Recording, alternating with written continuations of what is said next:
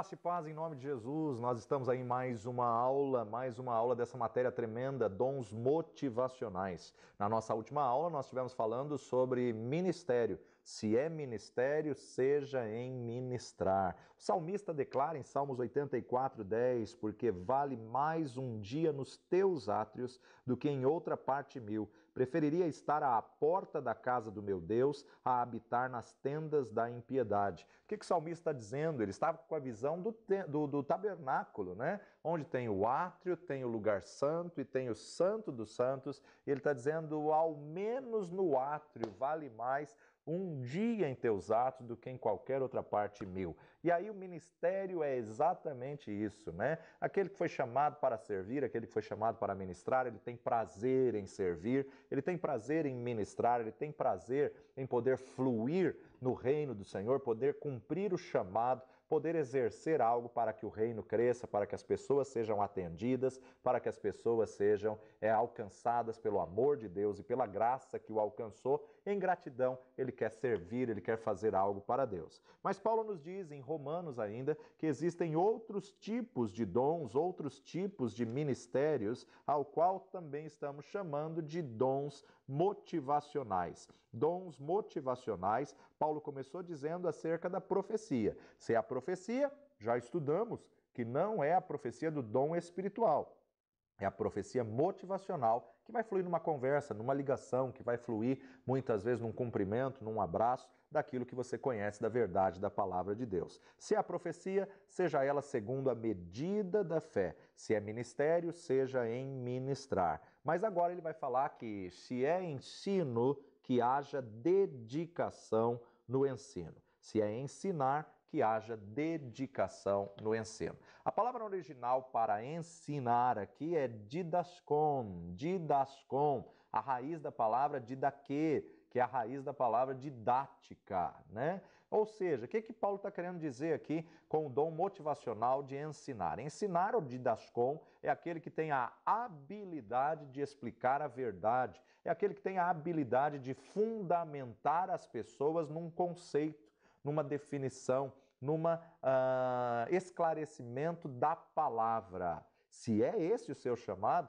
faça isso com dedicação. Na verdade, qualquer área do ensino precisa haver dedicação, né? Qualquer pessoa pode ensinar, mas um chamado ao ministério de ensino, cada ensino dele é, na verdade, algo completo, é algo, na verdade, profundo, é algo eficaz, é um ensino que penetra a vida da pessoa. Qual a função? Preparar, na verdade, material para a edificação do corpo de Cristo. Esse que tem o dom motivacional do ensino, ele tem prazer em que o povo aprenda. Se ele tem prazer que o povo aprenda, então ele muitas vezes pega algo difícil, algo complexo e decodifica isso numa linguagem fácil, numa linguagem para o povo. Então, esse tipo de chamado de dom motivacional, ele vai ter habilidade de preparar material, de adequar a linguagem. Porque a linguagem que você fala para um adulto é diferente da linguagem que você fala para uma criança. Você pode trazer a mesma verdade em linguagens diferentes. A linguagem que você vai falar para um adolescente é diferente da linguagem que você vai falar para um universitário. A linguagem que você vai falar para um grupo, uma classe específica, seja ele médico, seja ele policial, seja ele um político, né? A linguagem que você vai falar em cada esfera, ela difere. E, na verdade, quem tem o dom motivacional do ensino, ele vai codificar, ele vai adequar, ele vai fazer livro, ele vai fazer apostilas, ele vai fazer treinamento, ele vai fazer cursos ao qual, na verdade, vai fluir o dom motivacional do ensino. O motivacional do ensino vai fazer a pessoa ter prazer em aprender, prazer, fome, sede do conhecimento. Então ele prepara material para a edificação e conforto aos outros, ele instrui os outros como um papel de apoio, ele transmite aos outros coisas tremendas e profundas do reino de Deus, acerca de Deus, mas numa linguagem fácil e acessível a qualquer pessoa. Ensinar, o dom motivacional de ensino, é diferente do dom ministerial do mestre. O dom ministerial do mestre é um chamado que ele tem com revelações tremendas da palavra de Deus, né? O dom do mestre. Agora, os dois, seja o dom ministerial do mestre, ou seja, o dom motivacional do ensino, as pessoas têm que estar sempre estudando, sempre buscando conhecimento. O conhecimento vai criar a plataforma que vai te lançar mais longe. Então, essa pessoa que tem o dom motivacional do ensino, ela vai naturalmente montando uma biblioteca, ela gosta, ela ama de ler, de fazer estudos, desenvolver apostilas, desenvolver cursos e habilidades para outras pessoas, para capacitar outras pessoas nas esferas delas. Então, ele vai trabalhar treinando professores da Escola Bíblica Dominical, treinando professores para o Ministério Infantil, treinando professores para teologia, treinando pessoas que vão treinar o corpo de Cristo. Então, ele, na verdade, tem a didática, didaskon, ele vai ter a facilidade. O versículo nos exorta que os que recebem esse dom motivacional que façam com dedicação. Uma boa aula precisa de dedicação, precisa de aplicar-se ao conhecimento, aplicar-se aos estudos. Contudo, a pessoa pode ter esse dom e não se dedicar. Ela pode ter esse dom e não se aplicar em aprimorar esse dom. Quem tem esse dom tem que buscar o aperfeiçoamento constante de formas e métodos de ensino que melhor se apliquem a cada situação. Jesus tinha todos os dons por excelência, né? Ele tinha a habilidade natural de ensinar. Aliás, uma das técnicas que Jesus usava era a linguagem de parábola. Através de contar uma historinha de parábola, ele trazia verdades profundas, onde muitas delas até hoje estão ocultas aí nas suas palavras e muitas pessoas ainda não entendem. Por quê? A parábola é revelada para aquele que se dedica. A parábola é revelada para aquele que busca o conhecimento, para aquele que tem interesse, se aprofunda, né? Jesus tinha a habilidade para ensinar e o ensino dele era com autoridade. Atraía as pessoas, e pessoas de qualquer classe. E a pessoa que, na verdade, vai falar em público, ela tem que buscar métodos de atrair a multidão, ela tem que buscar métodos de atrair o seu auditório. Os métodos têm que ser adequados ao público que ele está trabalhando. Eu não posso ir para o universitário com uma linguagem de criança, da mesma forma que eu não posso ir ministrar uma aula de criança com a linguagem do universitário. Então, eu tenho que buscar descobrir a linguagem de comunicação para ter uma comunicação eficaz com a classe que eu quero atingir. Da mesma forma, também a linguagem de sinais. Ela atinge uma gama, uma classe aí tremenda, né, que são surdos e mudos. Então, a importância de ter alguém trabalhando nessa área, a importância de ter alguém se aperfeiçoando nessa área, que ele possa ter qualidade de transmitir a mensagem de forma correta. Então, a importância de ele aperfeiçoar. Se é ensinar, que haja dedicação no ensino.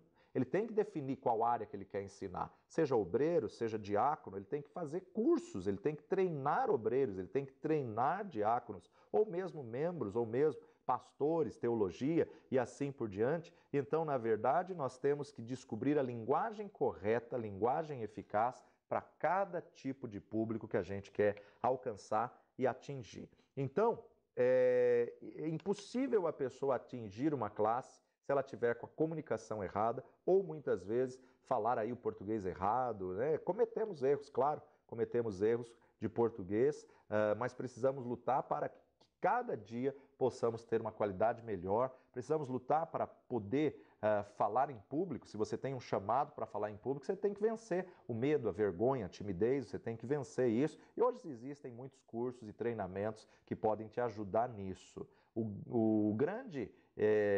A grande questão é que a nossa matéria-prima ela é riquíssima, inesgotável, ela é tremenda, que é a palavra de Deus. E agora nós temos que entender que com a palavra de Deus não tem problema. Muitas vezes o problema está no transmissor, muitas vezes o problema está naquele que transmite a verdade da palavra de Deus. E temos que ser maduros espiritualmente para saber que nem todos vão ter aí o chamado de estar na frente do público. Nem todos vão ter o chamado de pregar, nem todos vão ter o chamado de ensinar. Tem muitas pessoas que têm dificuldade de enfrentar o público, enfrentar a multidão, e nem por isso ele deixa de ter o dom motivacional de ensino. Como assim? Se ele não consegue encarar o público, como que ele pode fluir no dom motivacional de ensino? Ele pode fluir dentro de uma sala, desenvolvendo material para aqueles que vão estar diante do público. Então ele pode desenvolver métodos, apostilas, cursos, livros, manuais. Ele pode desenvolver aí justamente dando apoio àquele que vai estar na frente da multidão, na frente do público. Então nós temos que discernir muito bem o nosso ministério e exercer o nosso ministério com excelência. Jesus, ele tinha um conhecimento profundo do coração do homem, né? Ele tinha aptidão para ensinar, ele sabia exatamente o seu chamado e ele tinha alvos e propósitos do que ele veio fazer nessa terra. Tanto é que ele concluiu seu ministério em 3 anos e meio. Quando Deus quis registrar o Antigo Testamento e trazer um crescimento para o Antigo Testamento, Deus levanta um homem que tinha sido formado nas maiores e melhores faculdades da maior potência da época, o Egito. Deus levanta Moisés, um homem culto, pós-graduado, formado em todas as ciências, que teve os melhores mestres com as melhores faculdades da época, porque Moisés estava sendo treinado para ser o próximo faraó. Moisés estava sendo treinado para ser o sucessor do faraó presente que estava ali. Então, quando Deus quis dar um crescimento aí a nação que ele estava preparando no Egito, ele levanta um homem culto, ele levanta um homem com uma mentalidade de reino, com uma mentalidade fora da mentalidade do povo hebreu, né? Para libertar escravos, o Senhor não poderia colocar um escravo, o Senhor levantou um líder, o Senhor levantou um libertador. Agora, quando o Senhor quis dar um avanço no Novo Testamento, na igreja, ele também levanta um homem culto no Novo Testamento, um homem letrado, um homem que falava diversos idiomas, um homem que era fariseu dos fariseus, que dá o grande avanço para a igreja, para os povos gentios, né? Então você observa que o Senhor tem um encontro com um homem catedrático no caminho de Damasco, um grande clarão, e ele cai por terra, e ali Saulo tem um encontro. Quem é? Sou Jesus a quem tu persegues. Agora, quem era Saulo? Saulo era um homem catedrático, um homem culto, um homem que era uma autoridade no meio dos fariseus pelo conhecimento vasto que ele tinha, não só do Pentateuco, mas de todo o Antigo Testamento. E foi tremendo o Senhor usar Paulo como o apóstolo para os gentios, né? Então você observa que foi mais fácil Jesus ter um encontro com um homem catedrático como Paulo do que o Senhor colocar pescadores para estudar até chegar ao nível de Paulo, né? Os pescadores tiveram a sua função e foi muito bom o seu ministério, mas na verdade para o ministério dos gentios, o Senhor vem e tem um encontro com aquele que era perseguidor, e de perseguidor ele passa a ser perseguido. Jesus, quando ele ensinava, ele despertava o interesse das pessoas. As pessoas ficavam fissuradas no seu ensinamento. Até para ler um texto dentro da sinagoga, as pessoas... Quem é esse que fala com tanta autoridade, tanta propriedade? Então eu entendo que o ensino de Jesus motivava as pessoas. Muitas pessoas têm dito que essa geração não está se interessando pela palavra de Deus ou pela escola bíblica dominical das igrejas. Será que a escola bíblica dominical não está com uma linguagem errada, uma linguagem que não é a linguagem dessa geração? Nós precisamos parar e refletir nisso, né? Porque, claro, estamos aí na geração da tecnologia, na geração do avanço. Se nós desenvolvermos aulas com PowerPoint, com data show, com pesquisa, se nós nos dedicarmos, por isso que Paulo fala que se é ensinar, que haja dedicação ao ensino.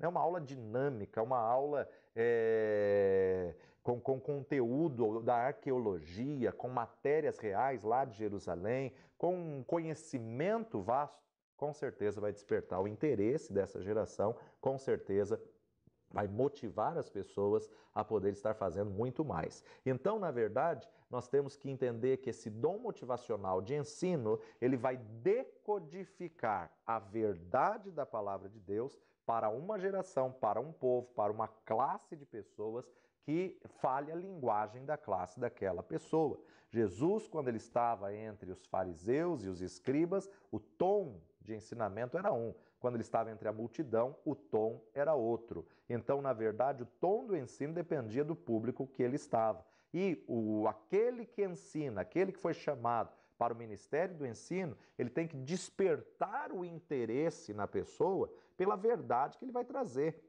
Pela fonte, pelo conteúdo, pela matéria-prima, nunca há problema. O que há problema é que tipo de linguagem que a gente está usando. Quem tem o dom tem a autoridade para trabalhar naquilo que ele foi chamado a fazer. Deus chamou a pessoa para fazer algo, então ele vai ter a habilidade, a capacitação. As pessoas reconhecem que aquilo é Deus que deu e sabem que aquele mover é mover de Deus, assim como Jesus ensinava com autoridade. Mateus capítulo 7, versos 28 e 29, a autoridade de Jesus. E aconteceu que, concluindo Jesus esse discurso, a multidão se admirou da sua doutrina, porquanto os ensinava com autoridade e não como os escribas, que falavam como letra morta, né? Jesus falava com autoridade. Por isso que Paulo, em Romanos 12, 7, nos diz, se é ministério, seja em ministrar, mas se é ensinar, que haja dedicação ao ensino. Paulo também vai escrever a Timóteo, a quem ele chama seu amado filho, capítulo 2, 2 Timóteo, capítulo 2, versículo 2, Paulo diz, e o que de mim, entre muitas testemunhas ouvistes, confia-o também a homens fiéis, que sejam idôneos para também ensinarem a outros. Precisamos multiplicar aquilo que Deus colocou a nós e, se é ensino, despertar aí o interesse por novos mestres, despertar o interesse por novos ensinadores da palavra de Deus. Atos dos Apóstolos, capítulo 20, verso 20, como nada que útil seja, deixei de vos anunciar e ensinar publicamente e pelas casas. Mateus capítulo 28, versículo 19 e 20, na grande comissão, o próprio Senhor Jesus Cristo coloca isso dentro da grande comissão, capítulo 28, verso 19 e 20. Portanto, ide, ensinai todas as nações, batizando-as em o nome do Pai, do Filho e do Espírito Santo, e ensinando-as a guardar todas as coisas que eu vos tenho mandado, e eis que estou convosco todos os dias, até a consumação dos séculos. Amém. Todo mundo gosta de um bom ensino, todo mundo gosta de uma boa palestra, uma boa aula, todo mundo se cativa quando a didática, quando a técnica, quando na verdade se usa ferramentas que têm se descoberto nesses dias de hoje, né? Tudo dá para se adequar à palavra de Deus, decodificar a palavra de Deus nas técnicas que têm sido descobertas aí para o aprendizado, para a memorização. Como é tremendo vermos aí mestres, né, que memorizam longos capítulos, longos livros, mestres aí que parecem na verdade uma Bíblia ambulante, né? Isso é cativante, é gostoso de você ver um culto onde tenha uma mensagem preparada, uma mensagem aí com conteúdo vasto que te ensine algo. Então, se é ensinar, que haja dedicação ao ensino. O ensino correto da palavra de Deus produz transformação. Conhecereis a verdade e a verdade vos libertará. Mas o ensino errado pode ser até da palavra de Deus. Se for o ensino errado, vai produzir deformação. Ao invés de produzir transformação, produz deformação. Na verdade, toda heresia sai de um fundo bíblico, sai de uma verdade bíblica mal interpretada. Então, cuidado para não gerar deformação, mas sim transformação. A palavra de Deus tem que gerar transformação na nossa mente. Infelizmente, tem muitas igrejas que cortaram o ensino da palavra de Deus e que excluíram o ministério de mestre, que amputaram o ministério de mestre, cortaram as escolas bíblicas, os estudos bíblicos e estão apenas no mover profético. Precisamos conhecer corretamente a palavra de Deus para que possamos crescer na graça e no conhecimento e sermos libertos. Quem tem o dom motivacional do ensino vai muitas vezes se preocupar em parar e ensinar, e ele não se preocupa com a quantidade de pessoas. Se tiver uma pessoa, tiver um grupo de 200 pessoas, ele vai ensinar da mesma maneira, sabendo que uma vida vale mais que o mundo inteiro. Então, o terceiro dom que podemos ver como dom motivacional é o dom de ensino. Se esse é o teu chamado, que haja dedicação ao ensino. Mas voltando para Romanos 12, nós vemos que Paulo continua dizendo agora no verso 8: ou o que exorta, use esse dom em exortar. Ou o que exorta, use esse dom em exortar. Exortar no original da palavra é paráclesis. Paráclesis. É a raiz da palavra para paracleto ou paráclito, que é a palavra para o Espírito Santo, né? E exortação é parakeleu no grego, tá? Paráclesis, na verdade, significa a habilidade de animar, a habilidade de estimular, motivar, confortar, aquecer, encorajar, advertir, estimular a fé, levar alguém a uma conduta de vida. Há uma interpretação muito errada que as pessoas acham que a exortação é dar bronca, a exortação é chamar a atenção. E a pessoa acha que ela tem o dom da exortação e fica dando bronca, chamando a atenção de um, de outro, na frente de todos. Isso não é dom, nós temos que tomar muito cuidado.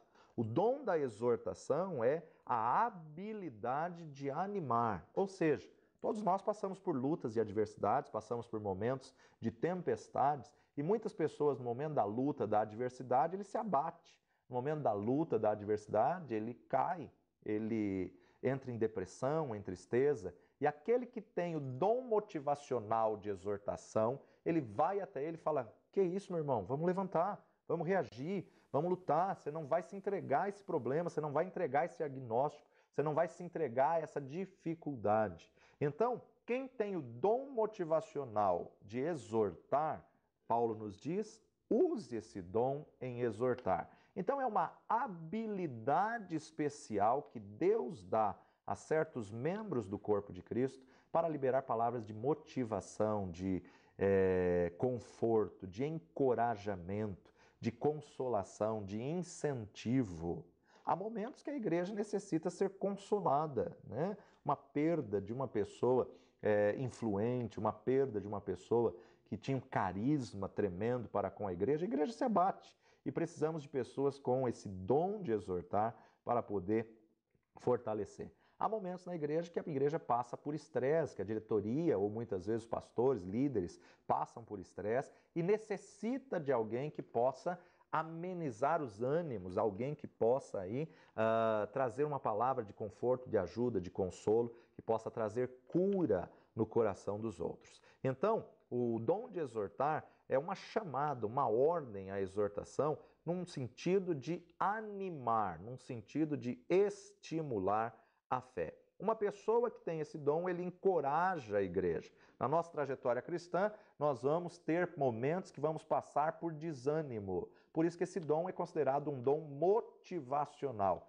Ele é extremamente necessário e esse dom vai levar a não considerar os problemas, leva ao ponto de ficar firme em meio às adversidades, em meio aos problemas e incentiva a pessoa a permanecer na fé. Qual a função então desse dom? Aquecer, consolar, admoestar crentes, né? Levar os outros, encorajar os outros, mesmo estando ruim, passando por várias dificuldades, sabe levantar os outros. Tem pessoas que você vai falar que está passando por problema e a pessoa despreza, ignora, a pessoa fala: isso aí não é nada, se você souber o que eu estou passando, né? Esse daí não tem o dom de exortar, ele não vai exortar a ninguém por causa do problema que ele está passando, que ele acha que é grande demais para ouvir o problema do outro. Por maior que seja o teu problema, aprenda a socorrer aquele que necessita, mesmo que você olhe para o problema da pessoa e ela esteja fazendo tempestade num copo d'água. Você tem que entrar dentro desse copo e mostrar para a pessoa que a tempestade dela não passa de um copo d'água. Então, a pessoa que tem o dom da exortação, ele sempre tem uma palavra de estímulo, de incentivo, ele sempre tem uma palavra de motivação.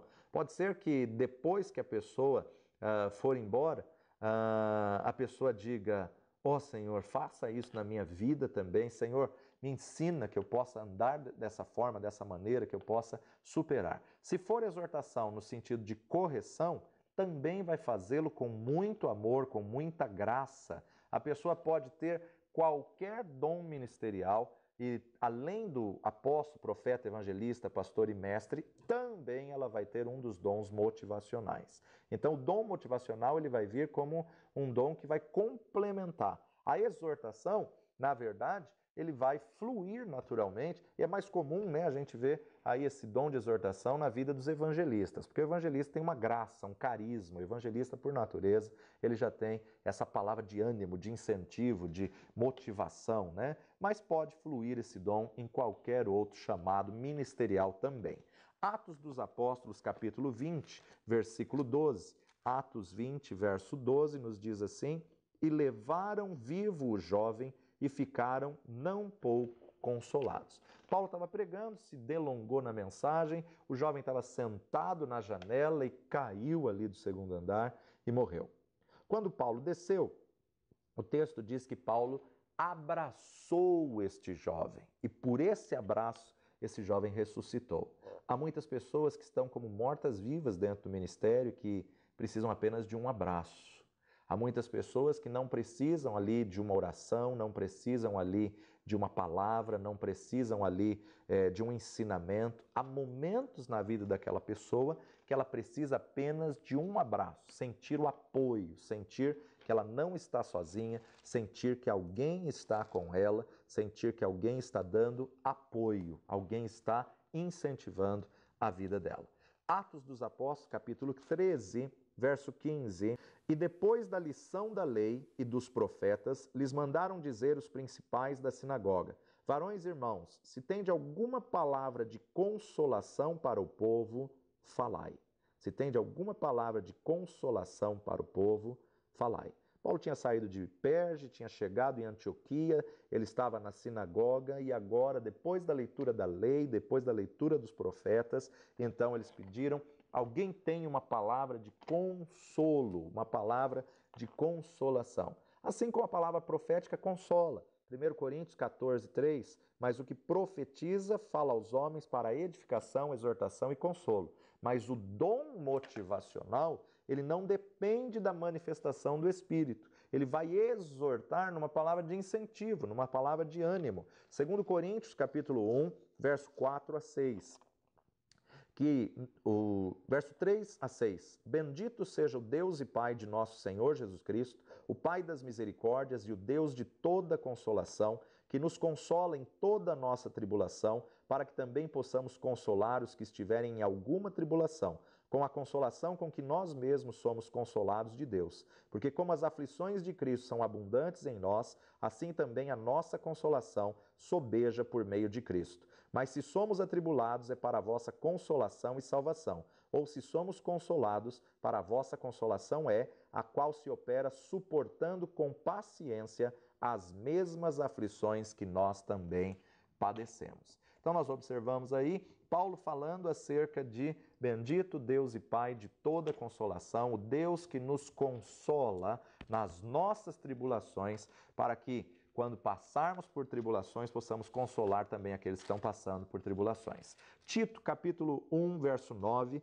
Paulo vai escrever a Tito, dizendo: retendo firme a fiel palavra, que é conforme a doutrina, para que seja poderoso, tanto para admoestar com a sã doutrina, como para convencer os contradizentes. 1 Timóteo, capítulo 4, 1 Timóteo, capítulo 4, verso 13. Persiste em ler, exortar e ensinar até que eu vá. Persista em ler, exortar e ensinar. Hebreus capítulo 10, verso 25. Não deixando a nossa congregação, como é de costume de alguns, antes admoestando-nos uns aos outros, e tanto mais quando vedes que vai se aproximando aquele dia. O escritor de Hebreus nos incentiva a incentivarmos uns aos outros, quanto mais vai se aproximando o dia do arrebatamento, quanto mais vai se aproximando o dia da vinda do Senhor, temos que motivar uns aos outros. Atos dos Apóstolos, capítulo 14, verso 22, confirmando o ânimo dos discípulos e exortando-os a permanecer na fé, pois que por muitas tribulações nos importa entrar no reino de Deus. Pois que por muitas tribulações. Paulo volta na sua viagem missionária, passando por todas as igrejas que ele tinha instituído, confirmando o ânimo dos discípulos e exortando-os a permanecer na fé, mostrando que através das tribulações nós vamos entrar no reino de Deus. Então, na verdade, todos passam por tribulação. O problema não é passar pela luta, não é ser provado. O problema é o que você está fazendo quando você passa pela prova. O problema é o que você faz quando você enfrenta problema. Enfrentar problema é natural para todo mundo. A questão não é o problema, a questão é como você sai do problema que você enfrentou. Então, Paulo está dizendo aqui em Romanos capítulo 12, verso 8, se é exortar, use esse dom em exortar, incentivar, motivar, animar, fortalecer a vida daquele que está abatido, daquele que está caído, daquele que a luta o abateu. Você tem que dar uma palavra de exortação. Eu não preciso de uma revelação do Espírito para fluir no dom da exortação. Eu não preciso de uma profecia para fluir no dom de animar, incentivar. Então, nós temos que entender que, assim como nem todo aquele que ensina é o mestre, tem o dom de mestre, também aquele que exorta não significa que ele vai ter um dom ministerial, né? Eu posso ensinar não tendo dom de mestre, mas a pessoa que tem o dom de mestre, ela vai ter uma habilidade excelente, uma habilidade maior, ela vai ser tocada pelo dom de mestre, pelo ensino que ela aprendeu, e ela vai fluir no ensino, fazendo com que as pessoas aprendam outras coisas, fazendo com que as pessoas amem o aprendizado, amem a busca do conhecimento, amem a busca da palavra de Deus. O mestre não é só o ensinador, o mestre é aquele que recebe as revelações dentro da palavra e passa aquilo com muito detalhe. Por isso que na mão ministerial ele é o dedo mínimo. Agora, ele vai escrever apostila, ele vai escrever livro, ele vai dar material, ele vai dar suporte para a igreja, para os líderes, para os ministérios. É aquele que é detalhista, é aquele que enxerga a palavra, coisa que ninguém enxerga, porque ele cava cada vez mais e encontra mais tesouros da revelação. Mas também necessita, muitas vezes, de uma palavra de exortação. Não é porque ele está como mestre descobrindo revelações que ele não vai precisar de uma palavra de exortação. Cada membro no corpo, cada órgão do corpo tem a sua função, mas um necessita do outro para que o corpo todo tenha o crescimento. Então, embora o mestre tenha esse conhecimento, ele muitas vezes também, assim como pastor também, assim como apóstolo também, tem muitas pessoas que têm a mentalidade de que porque a pessoa tem um cargo elevado, né, ou ela julga isso como um cargo elevado, apóstolo, profeta, evangelista, pastor e mestre, os cargos de governo que estão sobre o ombro, os cargos de autoridade, eles acham que eles não passam por problemas, não passam por dificuldade, que as pessoas estão no púlpito, as coisas é mais fácil. Não, muitas vezes são até mais difíceis. E muitas vezes ele socorre alguém que está com problema mínimo, mas ele está com um problema gigante aí passando, mas ele serve, ele se dispõe a servir. Então você que tem o dom da exortação, saiba que os ministros também precisam, saiba que aquele que está na frente do ministério também necessita. Nós entendemos que esse dom do ministério de exortar é necessário nos dias de hoje para poder fortalecer, para poder aliviar, para poder incentivar, animar as pessoas dentro do corpo de Cristo. Por isso ele é chamado de dom motivacional, que vai motivacionar, que vai motivar o corpo de Cristo em cumprir o chamado que recebeu do Senhor. Quando cada pessoa flui no dom em que ela foi chamada a fazer, ela traz o crescimento do reino. Tem pessoas que vão começar arrumando as cadeiras, organizando os papéis, verificando o banheiro, se está tudo em ordem para o próximo culto, né? E ele é aquele tipo de pessoa que tem uma visão de águia, né? Ele já vê, já arruma, já coloca em ordem, já coloca tudo no seu devido lugar em pouco tempo. Quando um pastor conta com pessoas fluindo assim no ministério, o pastor descansa, porque ele sabe que tem pessoas que fazem, sabem que tem pessoas que vão dar conta daquilo que foram chamados para fazer. Agora, quando não tem, aí o pastor muitas vezes tem que se preocupar com diversas coisas, se ocupar com coisas que outras pessoas poderiam fazer. Isso não significa ser desmerecedor. É a mesma questão da instituição dos diáconos.